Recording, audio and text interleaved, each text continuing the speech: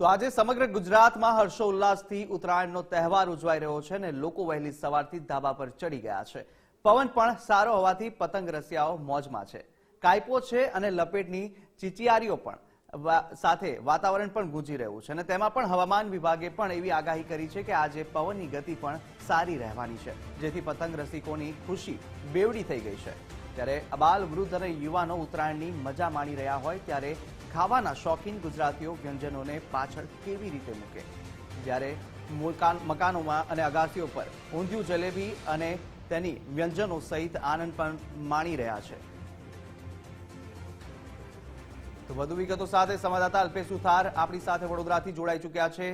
અલ્પેશ, વડોદરાની અંદર પણ જે રીતે વડોદરાવાસીઓ છે ઉત્સાહપૂર્વક આ ઉજવણી કરતા હોય છે, કેવો માહોલ છે હાલ?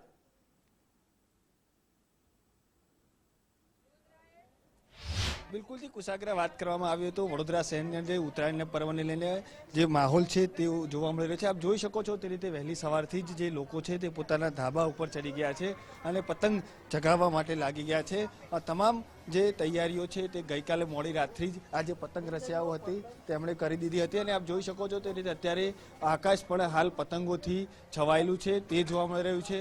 ખાસ કરીને વાત કરવામાં આવે તો વડોદરાવાસીઓ છે તે તમામ તહેવારની ઉજવણી છે તે ધામધૂમથી કરતા હોય છે અને આ વખતે પણ ઉત્તરાયણને લઈને અનેરો માહોલ છે તે જોવા મળી રહ્યો છે। ખાસ કરીને વાત કરવામાં આવે તો આપ જોઈ શકો છો તે રીતે તમામ જે અત્યારે પતંગ રસિયાઓ છે તે પતંગ ચકાવી રહ્યા છે અને વહેલી સવારથી જ આજે પતંગ ચકાવવામાં લોકો લાગી ગયા છે। આકાશ તમામ પતંગોથી અત્યારે ઘેરાયેલું છે તે જોવા મળી રહ્યું છે।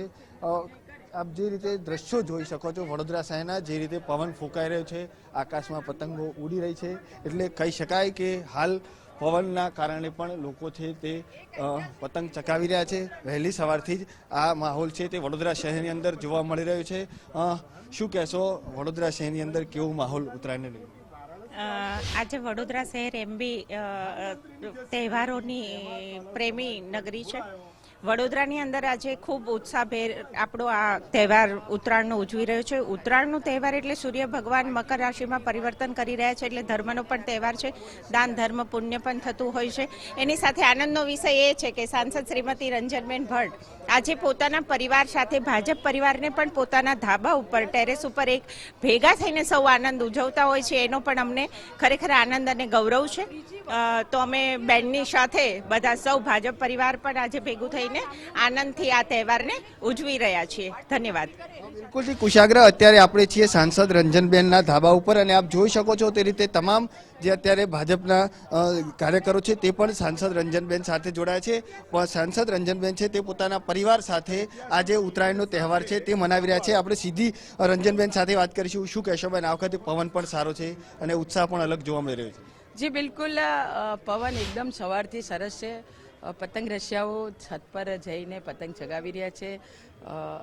રંગબેરંગી વાદળ પતંગથી થઈ ગયું છે અને પરિવાર સાથે આજે ઉત્સવ મનાવવાનો મોકો મળ્યો છે। મારું ભારતીય જનતા પાર્ટીનું પરિવાર એમની સાથે આજે પતંગ ચગાવી રહ્યા છે।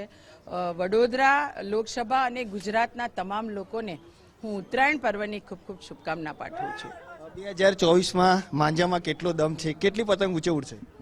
જુઓ, વડોદરા નહીં, આખાય દેશમાં, આખાય ગુજરાતમાં લોકસભાની માંજામાં ખૂબ આમ બરાબર માંજો પાયલો દોરો અને મોદી સાહેબ અને ભારતીય જનતા પાર્ટીના એકે એક કમળ 400 પાર અને એમાંય ગુજરાતમાં તો 26 કમળ એ ખૂબ જંગી લીડ સાથે જીતવાના છે। આ વખતે વિકાસના માંજા પર કેટલો ભરોસો છે? ખેંચીને કાપશો કે પછી ઢીલ મૂકીને?